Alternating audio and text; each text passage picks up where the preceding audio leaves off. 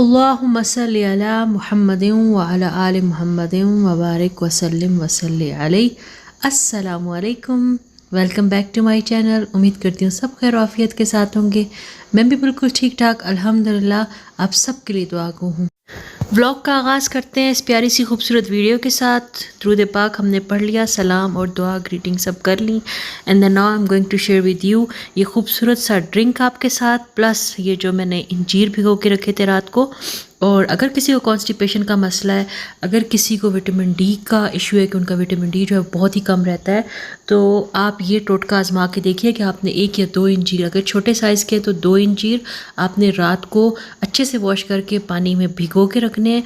And सुबह जिस वक्त भी आप खाते हैं, चाहे आप सुबह 2 बजे खाते हैं, चाहे सुबह 8 बजे खाते हैं, चाहे शाम के 5 बजे खाते हैं, लाइक फर्स्ट ड्रिंक या first meal of the day जो है वो आपने ये चीज़ लेनी है। इंजीर आपने खाने अच्छी तरह चबा के उनको खाइए 2 इंजीर। और यकीन कीजिए कि 10-15 दिन के अंदर अंदर आपके अंदर वो एनर्जी आएगी, आप इतना अच्छा फील करेंगे माशाल्लाह माशाल्लाह से कि आप सोचेगा कि मुझे कोई विटामिन डी की टैबलेट्स लेने की ज़रूरत नहीं है। मैं 1.5 साल पहले बहुत शदीद बीमार हो गई थी, मतलब देखने में कुछ पता नहीं चलता था कि क्या रीज़न है, बस वीकनेस बहुत शदीद हो गई थी। एंड जब मैंने चेकअप करवाया तो पता चला विटामिन डी शदीद लो है एंड देन आयरन शदीद लो है।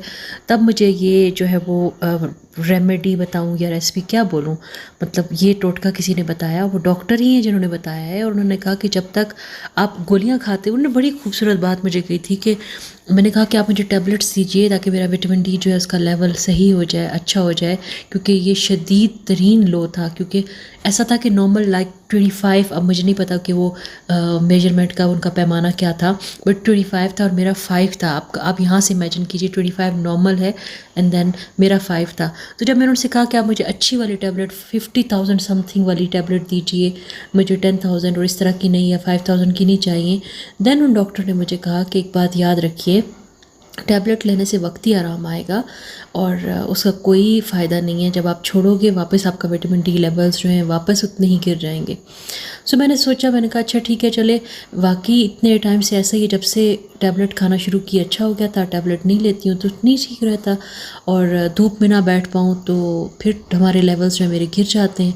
तो मैंने उनसे कहा कि अच्छा आप मेरा प्रॉपर इलाज करें। तो अब मैं जो आपको बताने जा रही हूँ तो बहुत ही इंपॉर्टेंट बात है और मैंने बड़ी अच्छी चीज़ उनसे सीखी। एंड देन ही सेड के अगर आप पानी भरते जा रहे हो एक बकेट में, लाइक विटामिन डी की गोलियां खाने की, टैबलेट खाने की मिसाल ये है कि आप बकेट में पानी भरते जा रहे हो, बकेट की साइड पे कहीं से छोटा सा सुराख है, एंड देन आप उस सुराख को मैनेज नहीं कर रहे हो कि सुराख को बंद करो ताकि बकेट जो है फुल भर जाए, बट आप क्या कर रहे हो कि आप और पानी डालते जा रहे हो एंड स्टिल वो कम होता जा रहा है। And then you never know कि क्या रीज़न है, किस वजह से पानी जो है वो कम होता जा रहा है, बट स्टिल आप तो ऊपर से पानी डाल रहे हो। तो मुझे इसकी बात, उनकी बात मुझे ये उनकी बात इतनी अच्छी लगी कि मैंने सोचा कि ज़बरदस्त, मैं अब इंशाल्लाह ताला इनकी बात पे अमल करूँगी, जो मुझे कह रहे हैं मैं वो करूँगी। देन आई स्टार्टेड टेकिंग इंजीर, रात को भिगो के सुबह उसका पानी पी लेना है, इंजीर अच्छे से चबा के खानी है, और अगर दिल करता है 3-4 बादाम भी भिगो लें। लेकिन अगर आप फास्टिंग कर रहे हो तो जब आपने फास्ट ब्रेक करना हो, चाहे वो शाम के 5 बजे है चाहे शाम के 6 बजे है, तो आप इसको ले सकते हैं और इससे आपको कॉन्स्टिपेशन का प्रॉब्लम जो है वो भी सॉल्व हो जाएगा। एंड देन आपका वेट भी कम हो क्योंकि आप अपना फास्टिंग जो स्केड्यूल है उसको फॉलो कर रहे हो। एंड आपके विटामिन डी के लेवल्स भी जो है वो भी बरकरार रहेंगे, वो भी अच्छे हो जाएंगे, वो भी इंक्रीज़ कर जाएंगे। इसके अलावा मैं आपको एक और अच्छी टिप देने जा रही हूँ। अच्छा, ये जो मैंने जितना आपको बताया है इससे आपके एनर्जी लेवल्स भी बहुत अच्छे होंगे, क्योंकि जिन लोगों के बाल बहुत झड़ते हैं, जिन लोगों के विटामिन डी लेवल बहुत कम होते हैं, ये इंटरलिंक्ड है। अगर आपका विटामिन डी लेवल बहुत कम है तो आपके बाल बहुत झड़ेंगे। और जो लेडीज़ कंसीव करना चाह रही हैं, आप ये बात जहन में रखिएगा, अगर आपका विटामिन डी लेवल लो है या शदीद तरीन लो है तो आप कंसीव करके भी उसको बरकरार नहीं रख पाएंगी, वो आपका हमेशा ज़ाया होता रहेगा। तो आप के अगर मिसकैरेजेस ज़्यादा हो रहे हैं तो प्लीज़ आगे बढ़िए और एक टेस्ट करवा लीजिए अपने विटामिन डी का। विटामिन डी की कमी से आपका जो बेबी है वो भी नहीं बरकरार रह पाता, तो आप प्लीज़ इससे अपने जहन में ज़रूर रखिएगा। बहुत सारे लोगों को इस चीज़ का पता ही नहीं होता, बहुत लोगों को, मुझे खुद पता नहीं था कि मेरी क्या वजह है। एंड देन मैंने तो खुद रैंडमली जाके करवाया, एंड देन डॉक्टर लाइक 2-3 को दिखाया, दे वर शॉक्ड कि उन्होंने कभी इस चीज़ के बारे में क्यों नहीं सोचा कि ये भी एक रीज़न हो सकती है मिसकैरेजेस की।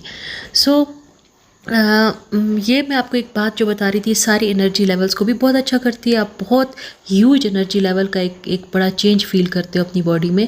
एक और उन्हीं डॉक्टर ने मुझे ज़बरदस्त सी टिप बताई है जो मैं आपको बताने जा रही हूँ। उन्होंने मुझे बोला था कि तकिया कभी भी सीधा करके नहीं रखना चाहिए सर के नीचे।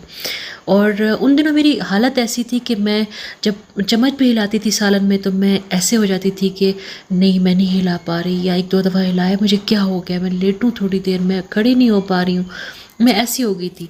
लेकिन जब मैंने उनसे ज़िक्र किया तो उन्होंने मेरी सब बातें सुनी, सब कुछ सुन के फिर उन्होंने मुझे ये अच्छी अच्छी टिप्स बताई थी। उन डॉक्टर ने, बहुत अच्छे डॉक्टर हैं माशाल्लाह वो।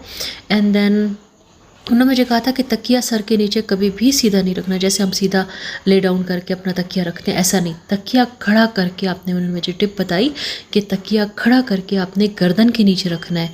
और मतलब उस वक्त सुन के बड़ा अजीब लग रहा था, लेकिन मरता क्या ना करता की मिसाल है कि जब आप पे आती है, आप पे बिन पड़ती है तो आप ज़रूर फिर वो भी चीज़ें ट्राई करते हो जब आपको पता होता है कि कोई हल नहीं है मेरे पास इस चीज़ का, कि लोग इतने माशाल्लाह भागते दौड़ते फिर रहे हैं, लोग इतनी एनर्जी के साथ घर के काम करते हैं, लोग इतना पढ़ लिख रहे हैं, लोग इतना अपनी जॉब वगैरह को अच्छे से एनर्जी के साथ कर रहे हैं, फिर भी वापस आते हैं तो उनके अंदर ढेर सारी एनर्जी होती है, शॉपिंग पे जाते हैं, तैयार होके निकल रहे हैं, ये कर रहे हैं वो कर रहे हैं।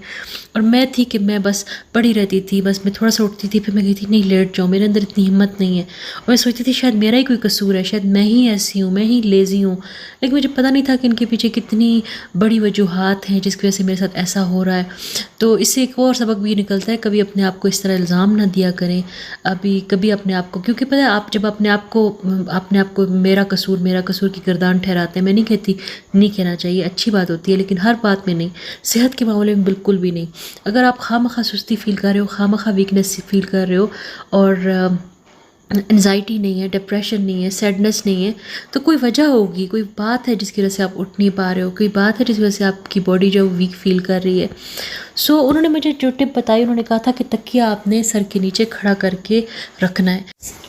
अच्छा, तकिया खड़ा करके अब कैसे रखना है? आपने टर्किश ड्रामों में अक्सर देखा होगा कि तकिए जो है बड़े खूबसूरत तरीके से, और हमारे यहाँ पे भी जब कोई हेल्पर आती है तकिए सेट करके जाती हैं तो वो दोनों तकियों को खड़ा करके रख, उसी तरीके से आपने अपनी गर्दन के नीचे रखना है और वो प्रेस होकर आपकी गर्दन के नीचे, आपकी गर्दन और आपके शोल्डर के साथ लेवल हो जाएगा।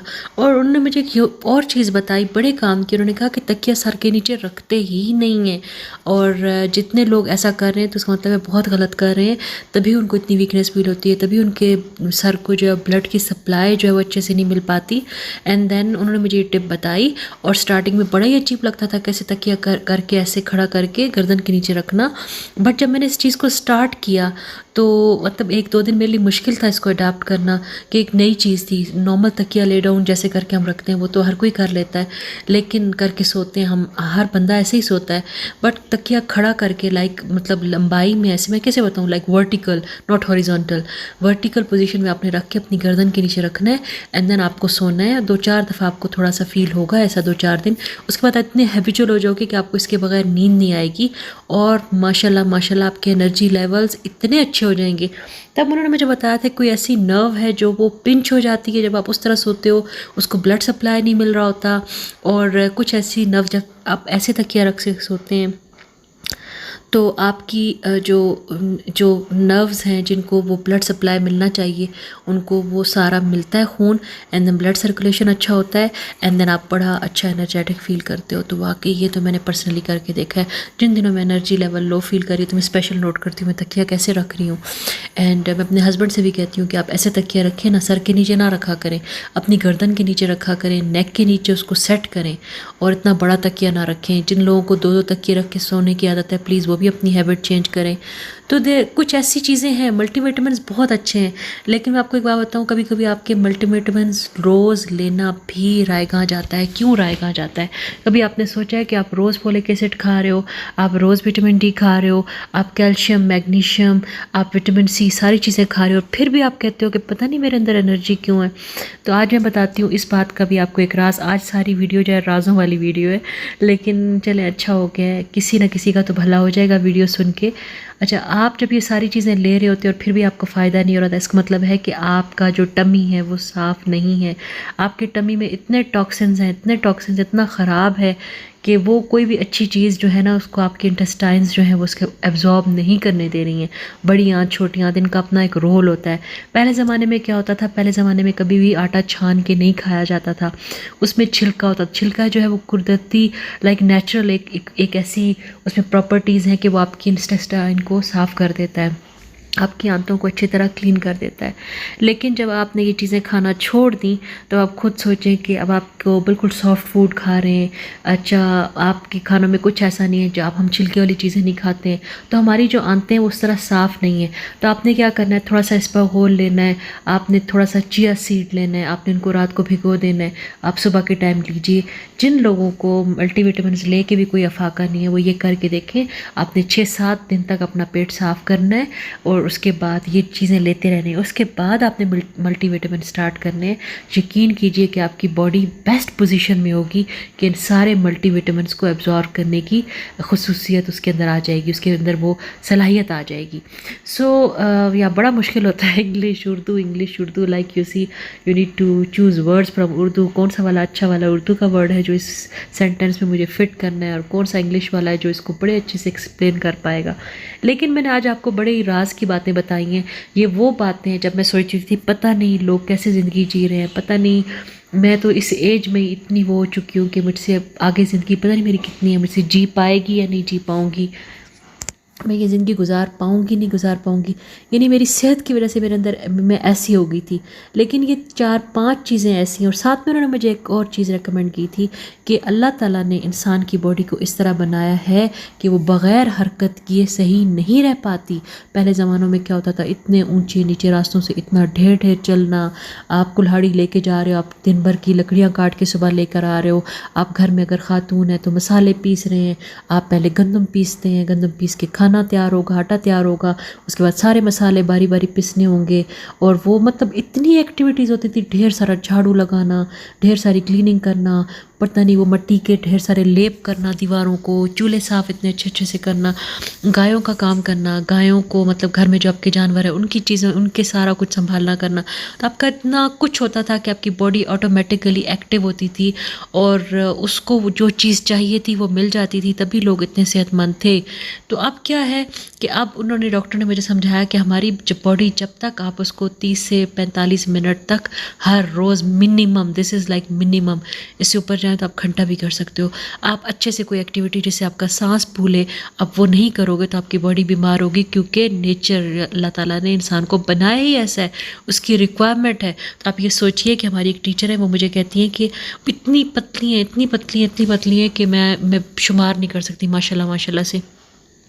और मैंने उनसे कहा कि एक्सरसाइज, तो कहती हैं मैं जिस दिन एक्सरसाइज ना करूं तो मैं सोचती हूँ मैं बीमार हूँ, यानी कि मुझे जितनी एनर्जी मिलती है सुबह एक्सरसाइज करके मिलती है। तो यही राज अल्लाह ताला ने इंसान की बॉडी में रखा है, जब आप हरकत करते हो तो आप बहुत अच्छे रहते हो।